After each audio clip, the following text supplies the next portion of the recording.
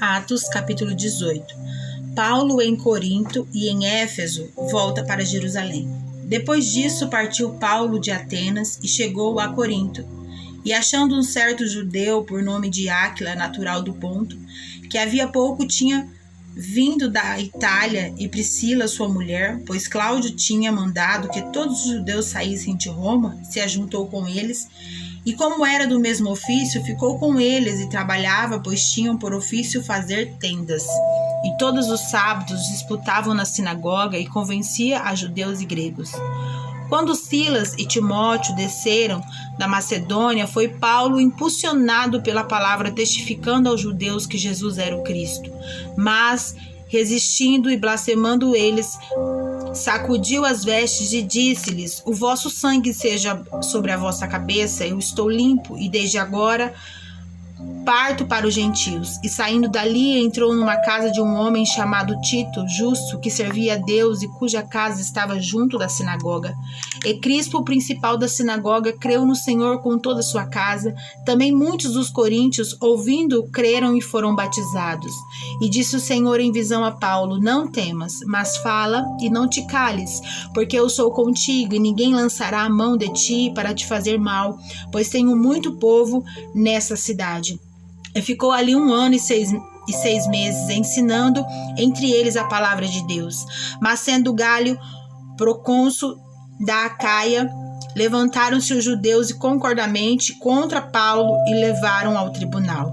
E dizendo: este persuade os homens a servir a Deus contra a lei.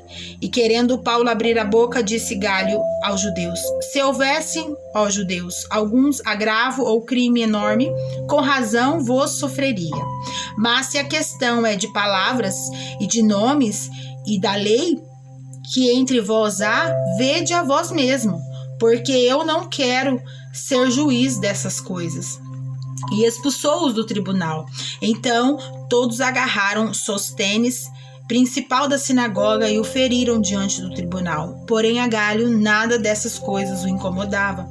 E Paulo, ficando ainda ali muitos dias, despediu-se dos irmãos e dali navegou para a Síria. E com ele Priscila e Áquila, tendo rapado a cabeça em Cencreia, portanto tinha voto. E chegou a Éfeso e deixou-os ali, mas ele, entrando na sinagoga, disputava com os judeus, e rogando-lhe eles que ficasse por mais algum tempo, não conveio nisso. Antes se despediu deles, dizendo: querendo Deus, outra vez voltarei a vós. E partiu de Éfeso. E chegando a Cesareia, subiu a Jerusalém, e saudando a igreja, desceu a Antioquia. E estando ali algum tempo, partiu, passando sucessivamente pela província da Galácia e da Frígia, confirmando a todos os discípulos. Apolo em Éfeso e em Corinto. E chegou a Éfeso um certo judeu chamado Apolo, natural de Alexandria, varão eloquente e poderoso nas escrituras. Este era instruído no caminho do Senhor e fervoroso de espírito. Falava e ensinava diligentemente as coisas do Senhor, conhecendo somente o batismo de João. Ele começou a falar ousadamente na sinagoga, quando ouviram Priscila e Áquila, e levaram consigo e lhe declararam mais pontualmente o caminho de Deus, querendo ele passar a Acaia.